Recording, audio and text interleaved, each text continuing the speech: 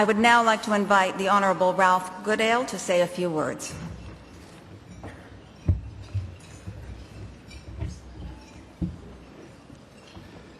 Thank you, Madam Chair, distinguished guests at the head table, and ladies and gentlemen. It is a great pleasure to be with you this afternoon, and greetings to everyone in Toronto from Saskatchewan.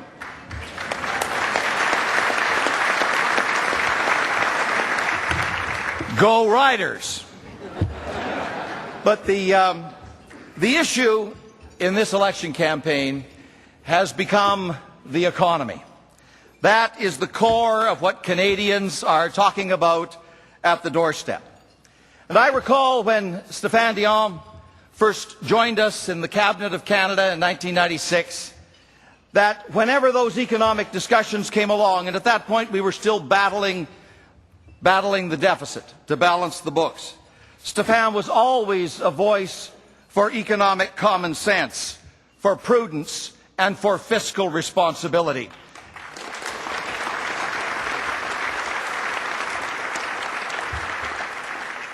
As Canadians focus more and more on that economic issue that lies at the core of this campaign, something very interesting is happening. Something very important is happening. The Conservatives are stalling and dropping, and the Liberals are getting the wind in their sails.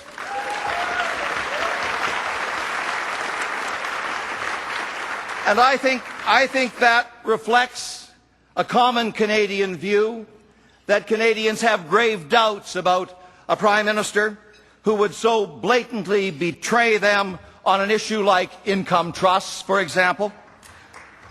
A Prime Minister who would introduce or propose a business tax policy that would actually encourage foreign takeovers of Canadian firms while handcuffing Canadians trying to do business internationally. A Prime Minister who, despite all his promises, has become the biggest spending Prime Minister in Canadian history. A Prime Minister who has eroded the tax base without providing any assistance in terms of higher disposable incomes or greater competitiveness or productivity.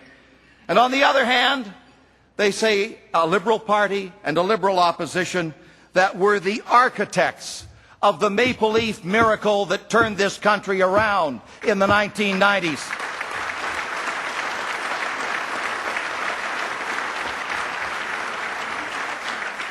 The Maple Leaf miracle that took this country from the bottom to the top of all the economic indicators.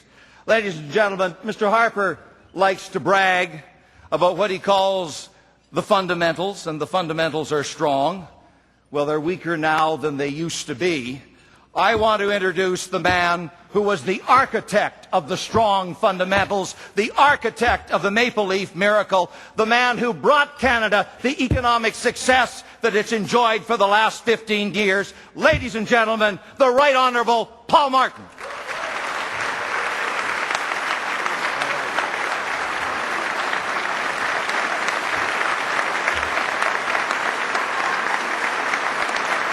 Thank you very much.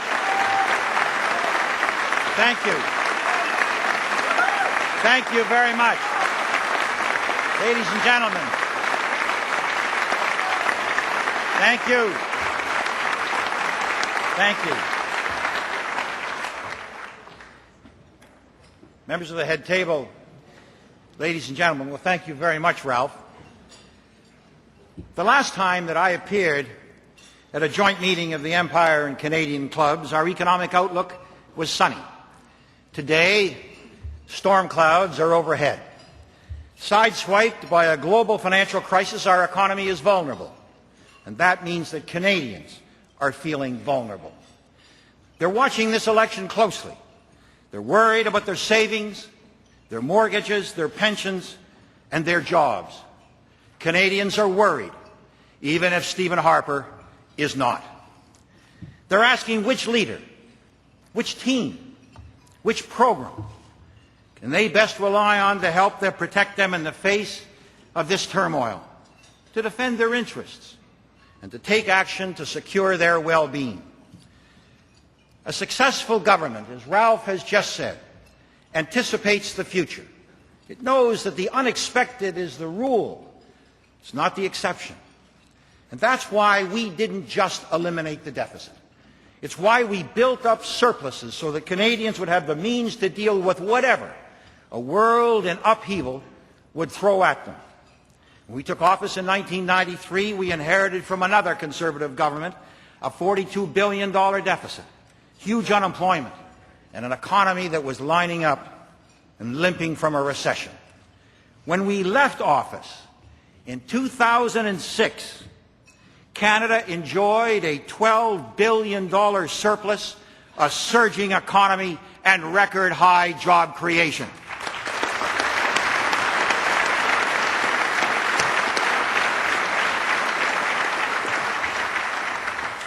What a difference a Harper makes.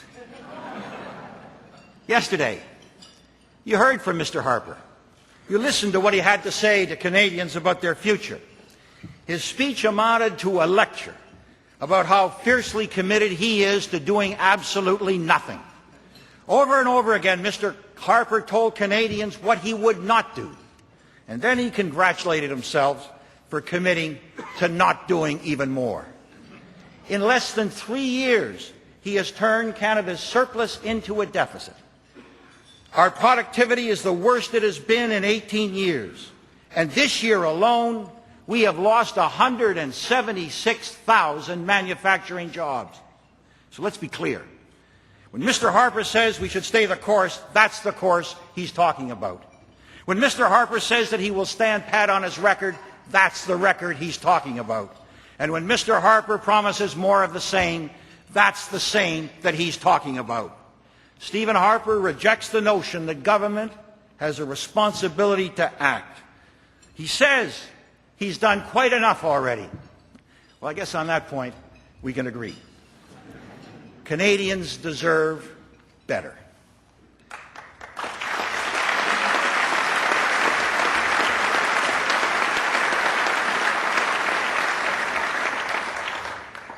They did not work so hard and sacrifice so much during the 1990s to simply watch it all get washed away. To see us in a near deficit this year and to see that next year most economists are projecting that we may well fall into one.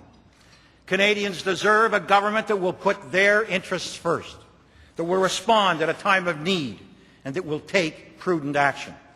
They deserve a government that will work in partnership with the Canadian people. People like those of you who are here today, here in Toronto, here in the heart of Ontario, where the fight to keep our economy strong is being waged day in and day out. Stephane Dion offers Canadians such a government, and he has set out a responsible and a prudent plan to take action within the first 30 days of taking office. That's leadership. That's Stephane Dion.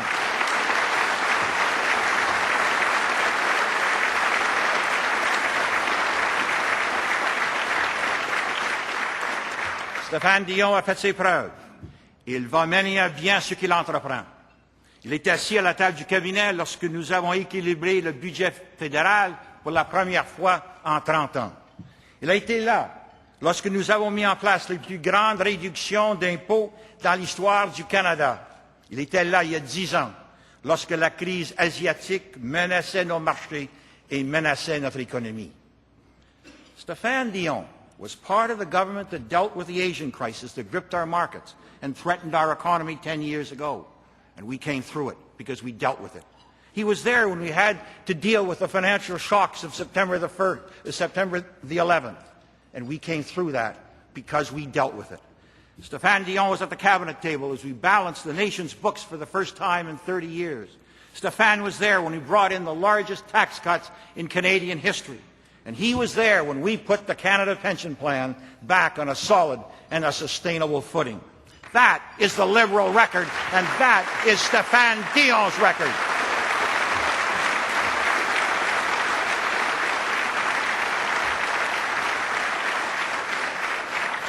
And let me repeat what Ralph has said. Stephane said then what he is saying now. He said that government has a responsibility to act.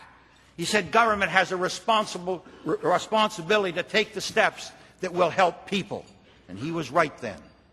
And he's right today. We've only a few days left before Canadians will vote. And I urge you to consider this question. Who will act on your behalf to protect our economy, to protect your jobs? Who will put in place a plan for your savings and your future? Now, Mr. Harper has said he has no plan, and incredibly, he's proud of that. Mr. Layton has a plan, but it will jack up taxes and it will kill jobs. Stephane Dion has a responsive and a responsible plan to guide our economy and our renewal as an economic force. J'ai pu suivre de très près le travail de Stephane et je tiens à vous dire qu'il est l'homme de la situation. Il saura protéger notre économie, il saura diriger notre pays en ces temps incertains. I have watched Stephane Dion up close, and I want to tell you that at this uncertain time, he is the man to protect our economy and to lead our country. Over the years, time and time again, I have seen the strength of Stephane Dion, a leader who is willing to act, who understands that it is the role of a leader to act. He is a person of high principle. Ladies and gentlemen, please join me in welcoming my friend, the leader of the Liberal Party and the next Prime Minister of Canada, the Honourable Stephane Dion.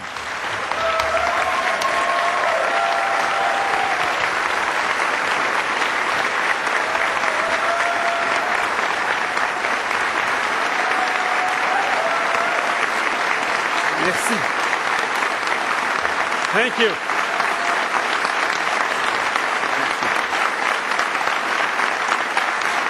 Thank you, thank you. Thank you. Merci. Thank you.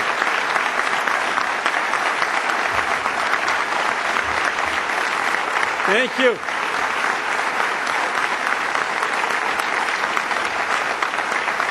Merci beaucoup. Thank you.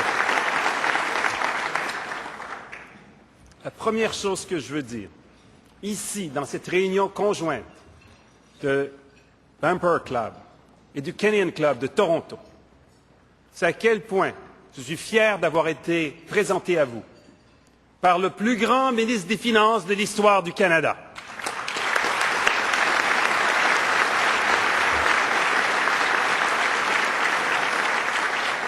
De qui j'ai tant appris. Mais je tiens à le dire aujourd'hui à tous mes amis du Québec qu'à chaque fois que notre pays, le Canada, a eu de grands défis à relever, qu'est-ce qu'on a vu? On a vu des Québécois agir avec les Ontariens, des Montréalais avec les Torontois, et on a fait face ensemble. Et notre meilleur véhicule pour travailler ensemble a été et sera toujours le Parti libéral du Canada.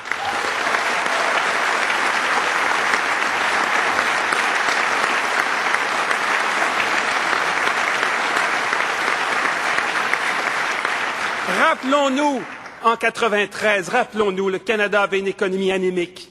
Il y avait un déficit de 42 milliards. On a redressé la barre, on a fait une économie forte. Et tous les Canadiens ont travaillé. Mais s'il fallait en nommer 3, n'ai-je pas raison qu'il faudrait nommer 3 Québécois? Jean Chrétien, Paul Martin, Marcel Massé, nous les Québécois, on peut faire des grandes choses. Arrêtons d'être avec le Bloc. Allons travailler avec tous les Canadiens. On a besoin de réussir ensemble, avec les Ontariens.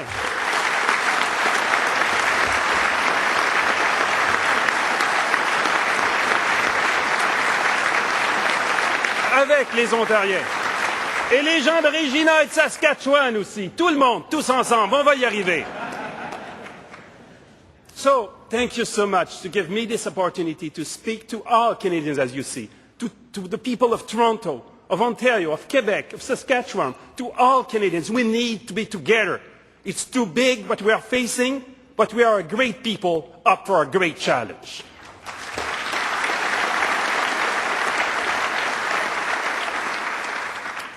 As you know, yesterday, Stephen Harper was in Toronto to release his platform. Well, I have to apologize. I cannot do the same with you today. We Liberals released our platform over 2 weeks ago because I believe that Canadians deserve to see a party's platform more than 1 week before Election Day.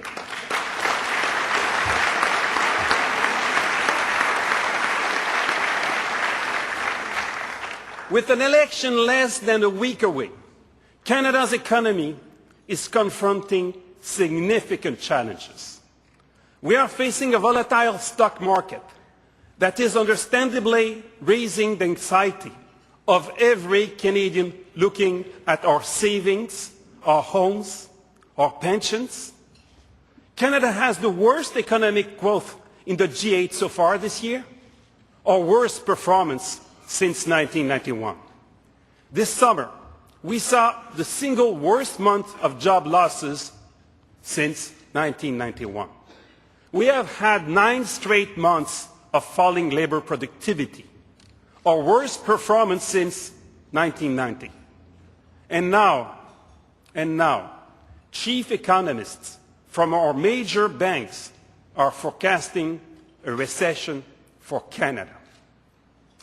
Stephen Harper has done nothing to meet these challenges. He has failed the first and most important test of leadership. Stephen Harper is saying, laissez faire, I don't care. He's singing that same old song, don't worry, be happy. Rather than acknowledging the fear and hurt being felt by Canadians, Stephen Harper said yesterday that he saw buying opportunities in the stock market. He is completely out of touch with the impact the current economic turmoil is having on the lives of everyday Canadians.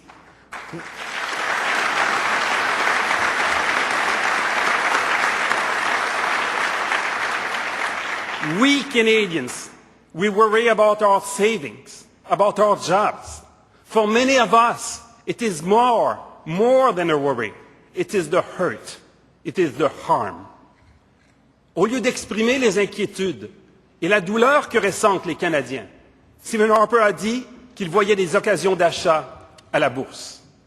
Il est complètement déconnecté de la réalité. Il ne comprend pas l'impact de la tourmente économique sur le quotidien des Canadiens. Les Canadiens s'inquiètent. Nous nous inquiétons pour nos épargnes, pour nos emplois. Pour plusieurs d'entre nous, c'est plus que de l'inquiétude, c'est de l'anxiété. C'est une peine énorme. Stephen Harper has no plan. That isn't it good enough. We have to act now. Doing nothing is not an option.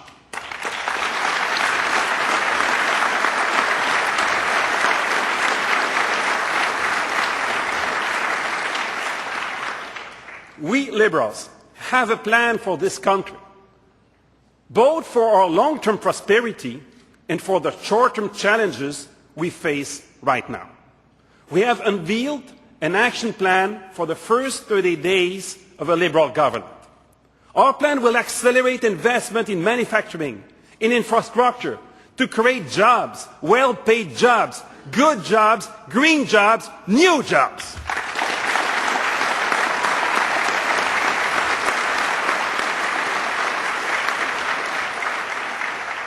There is no time to waste. We need shovels in the ground. We need to improve our public transit, our green infrastructure. We need to create jobs now.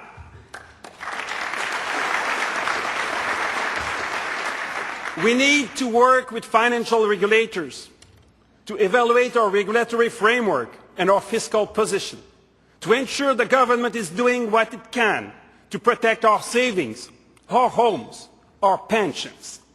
We need to look at options, such as raising the level of deposit insurance on Canadian savings, or ensuring that seniors are not forced to withdraw their savings from their registered and retirement income funds during this time of market volatility. We need to look at all of that.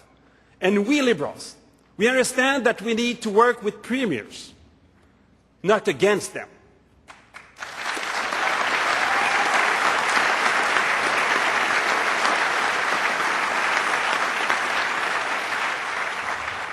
Unlike Stephen Harper, I will meet with First Ministers to work towards common goals. Nous devons examiner toutes les options, comme le bien fondé d'augmenter le niveau d'assurance pour les dépôts bancaires des Canadiens. Une autre possibilité serait d'examiner si les retraités pourraient ne pas être obligés d'effectuer des retraits de leurs fonds enregistrés d'épargne retraite. et donc de vendre leurs épargnes, pas être obligés de le faire alors que les marchés sont si volatiles. Et nous, libéraux, comprenons que nous devons travailler avec les premiers ministres des provinces, le Premier ministre Charest, le Premier ministre McGuinty, tous les premiers ministres. Et je ne ferai pas comme Stephen Harper. Je ne vais pas travailler à l'encontre des premiers ministres des provinces. Contrairement à lui, je vais rencontrer les premiers ministres et travailler avec eux pour atteindre des objectifs communs.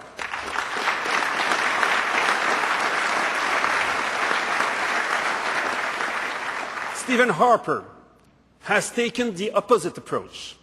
He has chosen not to hold a formal First Minister's meeting.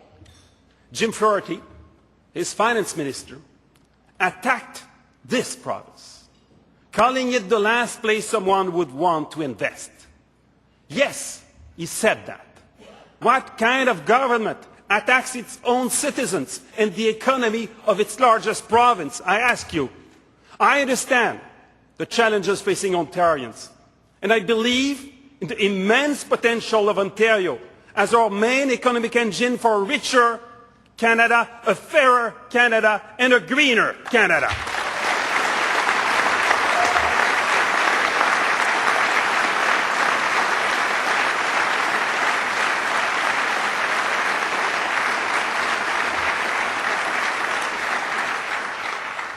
Maybe if Stephen Harper spent less time distorting me and my plan, he would have been able to come forward with a real platform, not a brochure. Stephen Harper's agenda is one of distortion and dishonesty. He may speak better English than I do, but I speak the truth better in both official languages than him.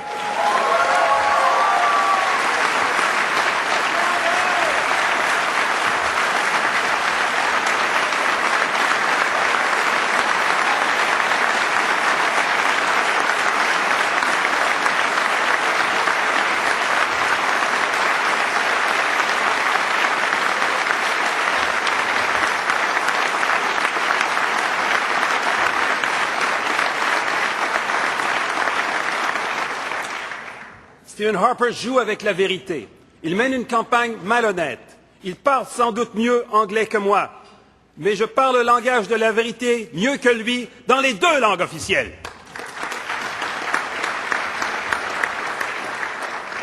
Mes amis, il ne reste que 6 jours à cette élection. Et le programme de M. Harper est trop peu, trop tard. Il ne fait rien pour rassurer les Canadiens. Et il ne propose aucune vision pour notre pays. With 6 days left in this election, Mr. Harper's platform is too little, too late. It offers nothing to put Canadians' minds at ease and offers no vision for our country. Isn't it irresponsible? A quarter of the cost of his platform is devoted to what? To the economy? To healthcare? To the environment? No. It is devoted to a 2-cent decrease on the tax on diesel. A quarter of the cost of his platform. This is the king of all gimmicks. The very next day after Stephen Harper made this announcement, the cost of diesel went up by 2 cents. Such a gimmick will do nothing to strengthen our economy. We all know that. There is not an ounce of vision in Stephen Harper's platform. The problem, how can we explain that? This failure of this platform. Well, the problem is that Stephen Harper suffers from the same fatal flaw as other right-wing politicians. He talks about shrinking government, and then he spends and spends, building nothing with no coherent plan. Many Canadians who thought they would vote Conservative are reconsidering their choice now, because now they understand that the Conservatives are poor managers of the economy.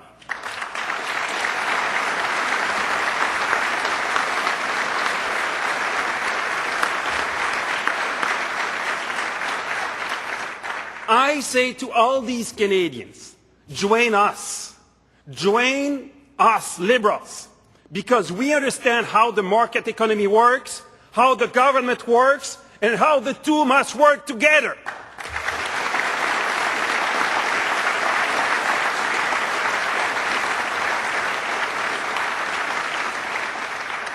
Je sais que beaucoup de Canadiens qui pensaient voter conservateur pensent à nouveau à leur choix, au Québec comme partout au Canada.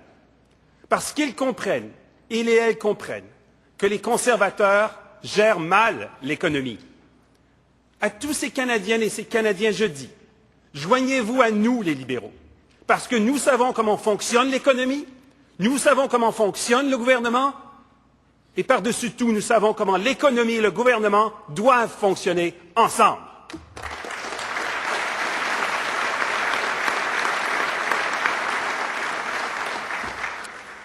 Look at my team. Ralph Goodale, John McCallum, Martel Finlay, all my colleagues in this room. Isn't it impressive? And we have...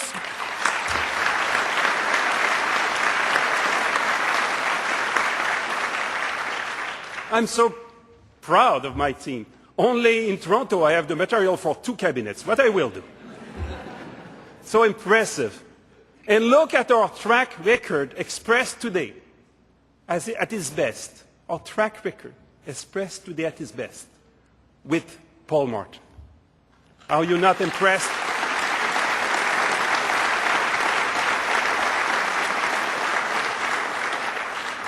History shows us that in tough economic times, it is progressive governments that put economies back on track. Clinton after Reagan and Bush, Blair after Thatcher and Major, Chrétien and Martin after Mulroney, and of course, McGuinty after Harris.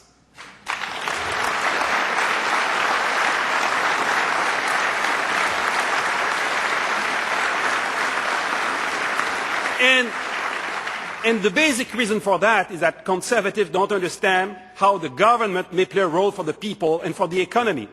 We liberals, we understand the economy, we understand the government. It's why we need to win the next election for the sake of Canadians.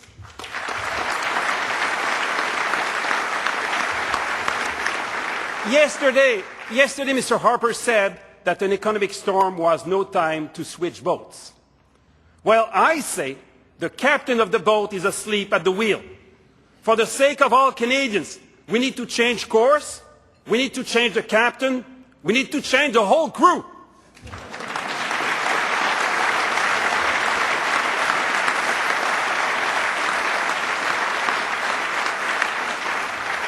Voilà pour M. Harper. Laissez-moi répéter pour tous les Québécois qu'on a mieux à faire que de voter pour protester contre M. Harper. C'est tout ce que M. Duceppe peut nous proposer, un vote de protestation. Nous, les Québécois, on veut agir. C'est le moment d'agir. Les enjeux sont grands pour maintenant et pour l'avenir. Et le meilleur moyen d'agir de façon positive et progressiste, c'est de voter libéral et de travailler de concert avec tous les Canadiens.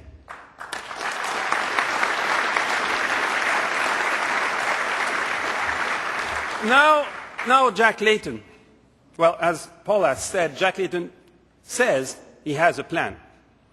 Unfortunately, his plan is paid for with monopoly money.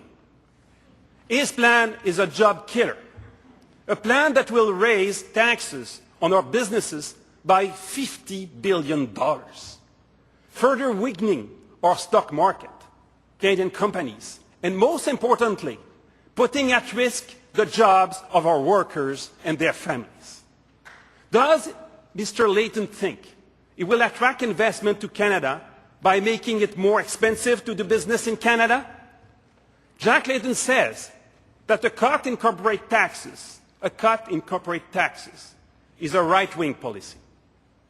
Well, if it was true, that would mean that Sweden, with its low corporate tax rate, is the hotbed of neoconservatism, while the United States, with its very high corporate tax rate, is a socialist paradise. A low corporate tax rate is not a right-wing policy. It's not a left-wing policy. It's the right thing to do.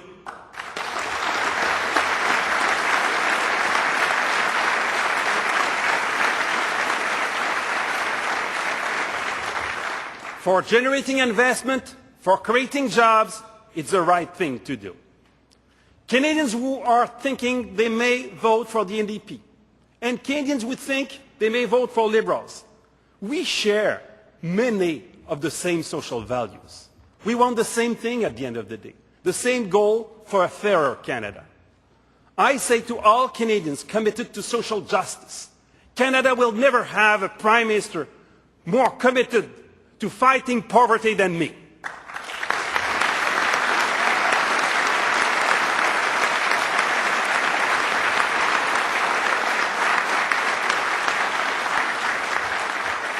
I say to all Canadians committed to a greener environment and to fight the fight against climate change, the worst environmental threat humanity is facing. I say to these Canadians committed for a green agenda, Canada will never have a greener Prime Minister than me.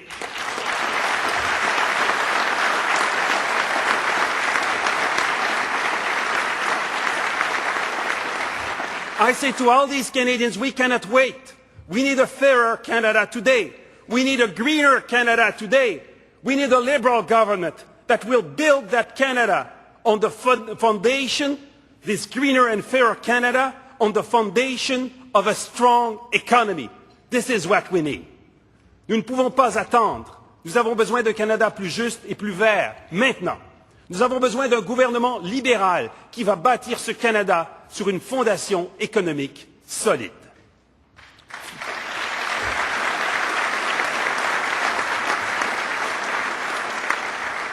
For the short term, the turmoil in which we are, and for the long term, to ensure that Canada succeeds in the 21st century, our entire plan is designed to make Canada more sustainable, more innovative, more energy efficient, more competitive in the world economy.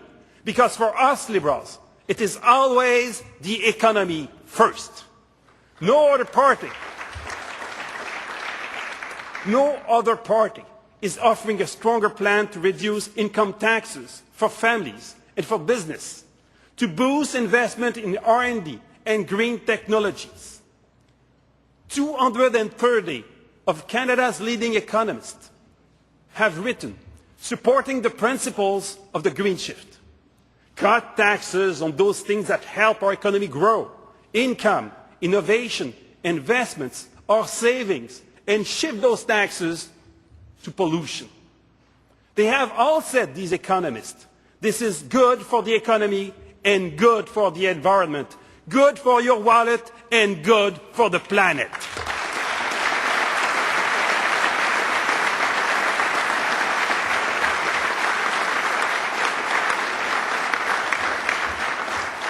A green shift is good for the whole country and certainly good for Ontario.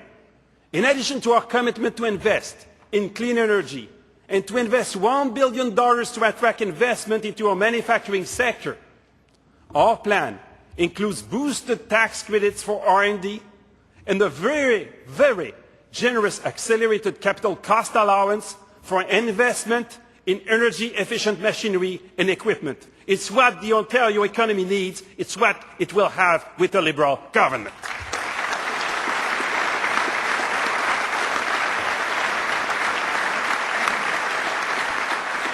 And all this for the economy, the environment, for social justice, all this with the fiscal discipline that is now part of the Liberal DNA, thanks to Jean Chrétien and Paul Martin.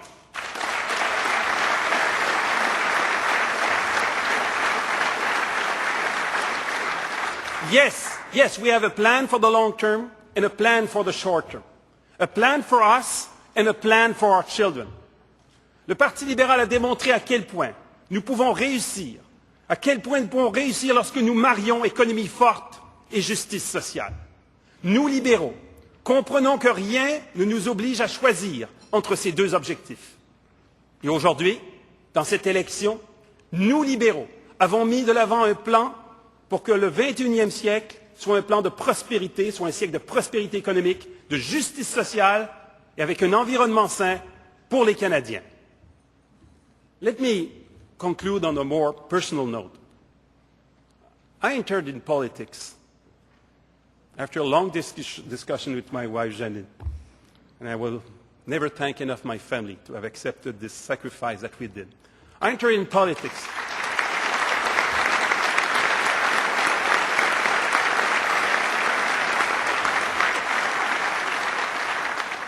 I entered in politics at the insistent invitation of Prime Minister Jean Chrétien. In fact, it was Madame Chrétien. And I came because I wanted to help my country to stay together. I came because Janine and I wanted our daughter Jeanne to enjoy Toronto and Ontario as part of her country, as much as your children and grandchildren enjoy Montreal and the whole of Quebec and Quebec City as part of your country. This is something that was the motivation for me. And I did it because I love my country, but also because I know what it represents in the world as a hope, as the proof that people with different languages and accent, people with different backgrounds, coming from everywhere in the world, may be stronger, better citizens on this planet because they are together. This is what Canada is all about.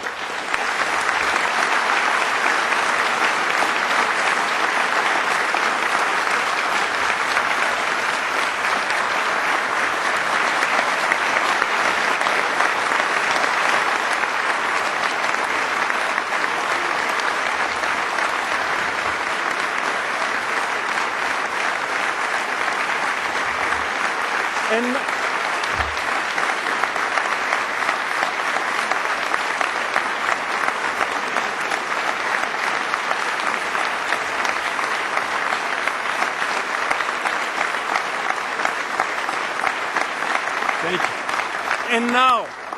And now I want to be Prime Minister of this united Canada, because I know that together we'll face the difficulties of today and we'll be able to face it, and then to make sure that Canada will be a leading country of the 21st century for a richer, fairer, greener Canada. It's what I want to do. It's why I will fight until the last minute to win this election for Canadians.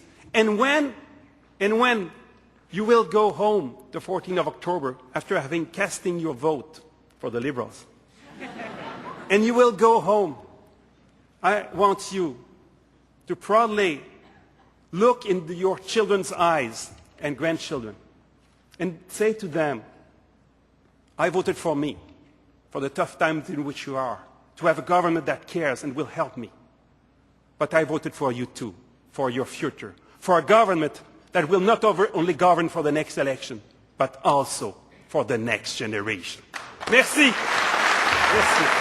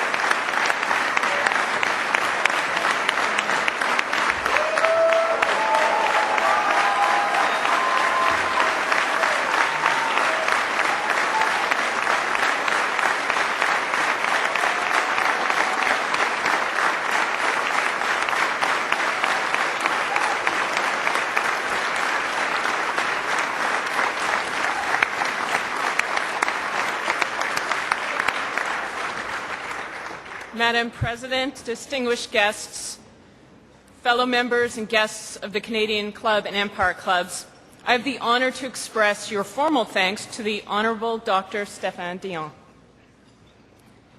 In the often messy and nasty world of politics, you, Mr. Dion, stand out as a man of values.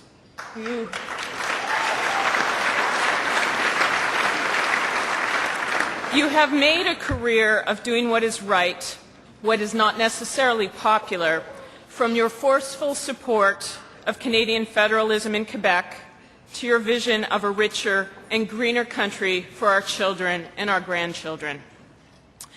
I don't often find myself quoting Jack Layton, but he described you as a man of principle and conviction, and therefore almost certain not to be elected leader of the Liberal Party. Well, you are proof that principles do matter, and do matter to the Liberal Party of Canada.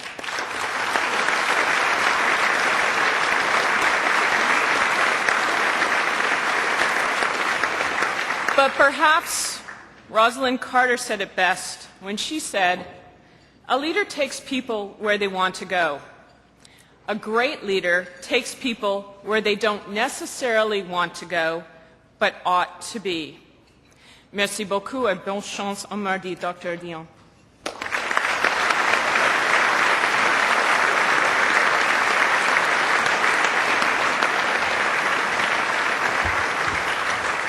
And now, ladies and gentlemen, please join me in a toast to Canada. To Canada.